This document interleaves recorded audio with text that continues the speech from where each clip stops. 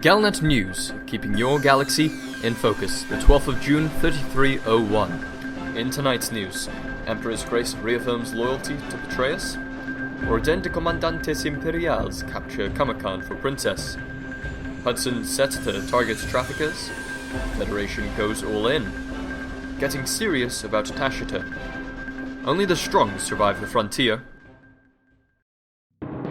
On the personal order of Varwen Mako Brennus, all members of Emperor's Grace are instructed to extend their support to Senator Denton Patreus where possible.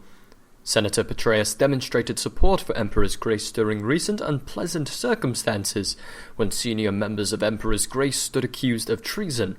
This unfounded and scurrilous accusation was disproven before the Imperial Senate. Moreover, Emperor's Grace was instrumental in finding the criminals behind the recent assassination attempt on Emperor Duval. Explaining the decision to extend support to Senator Patreus, Admiral Brennus declared to a packed audience that we never forget our friends and we always remember our enemies. The famous Hispanic chivalric order has been operating day and night to ensure that Kamocan turns its allegiance to Princess Arissa Lavigne Duval. The noblemen of the Orden de Comandantes Imperiales have been working hard to turn Kamocan to the support of the princess, and after an extended campaign, the Orden de Comandantes Imperiales is pleased to announce that Kamocan has now officially entered the imperial fold.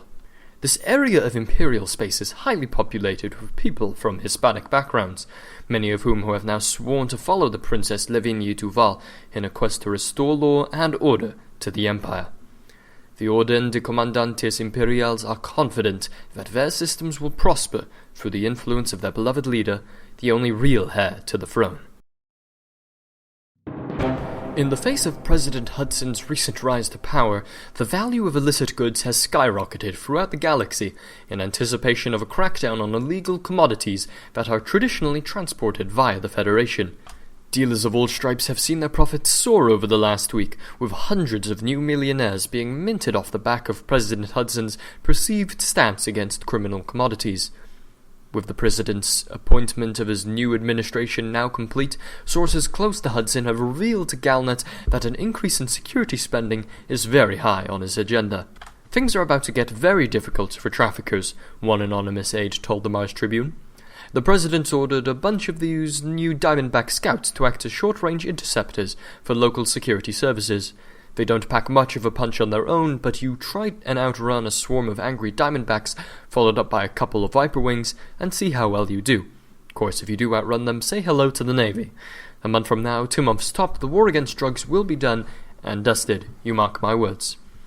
Prices of illegal narcotics had just started to stabilize after a week of frantic black market trading, and this latest news could well send prices spiking up again as dealers across the galaxy try to unload their stash before the expected galaxy-wide lockdown begins.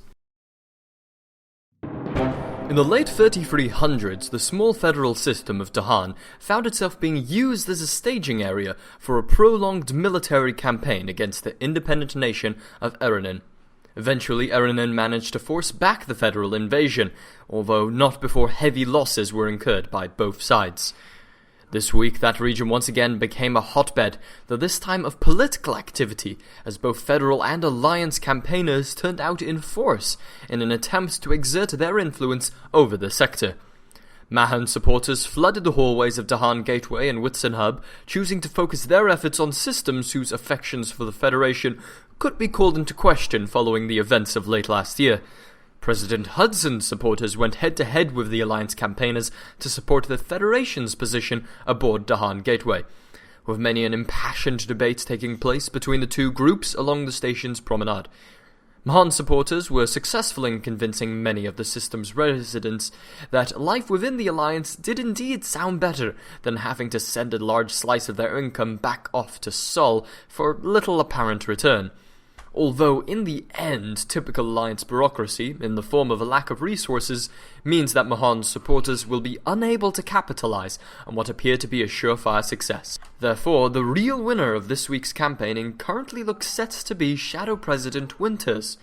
Liberal and Republican Party members have been working around the clock to recruit new supporters in the federal system of Orden, with the Liberals managing to just about take a lead in what has historically been a Republican-led state. Contracts are currently being drawn up to allow Shadow President Winters to set up a new command center aboard Orden Enterprise, and unless the Republican Party does something extraordinary to stop it, Friday will see the rise of a new Liberal command center in Orden. It's been a little over a week since Felicia Winters assumed control of the Federal Liberal Party, and it looks as if the Shadow President intends to start her time in office by taking on her ex-employer in a bid to stabilize the Federation's interests in the Tascheter sector. Media agents working on behalf of the Shadow President are currently in the process of spreading information packages throughout the Ordoduro system, with the hope being that once residents learn of the Shadow President's new policies, they will realize that their best option is to remain part of the Federation. Unfortunately for Shadow President Winters, representatives of the Sirius Corporation have been extremely busy in the neighboring system of Acadia. Sirius has strong business connections with several Acadian organizations, including Acadia Incorporated and Acadia Crimson Allied Organization, both of which have been extremely receptive to Sirius's overtures regarding a potential merger. Both galactic powers have enjoyed success in swaying the population of their respective target systems, but in the end only one power will be able to establish themselves as the most influential voice in the Tascheter sector. While relations between the two groups have remained cordial thus far, everything is expected to change as both sides begin to make their final preparations to see who will successfully stake their claim over the region. A week ago, the Hand Gang of Gandai and the Camera of Krisha issued a call asking for allies of the Kumo crew to aid them in overthrowing the authorities in their homelands. The results were disappointing for the two criminal families. Recruitment was slow, with both crews failing to attract more than a few hundred freebooters to their cause.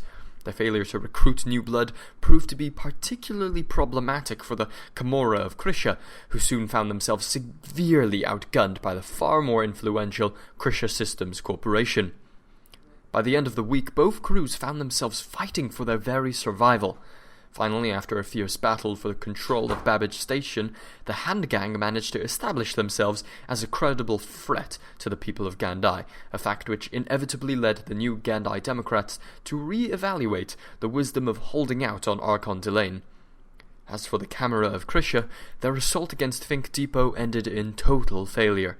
Krisha Systems were able to force the Camera into a full-scale retreat late Thursday evening, so much so that, by Friday morning, very few members of the Camera were left to be found in Krisha. Those that remain are being hunted by their former allies, while those that are smart have already slinked off to join more capable crews. And that's the Galnet news for tonight. Remember to tune in next time to keep your galaxy in focus.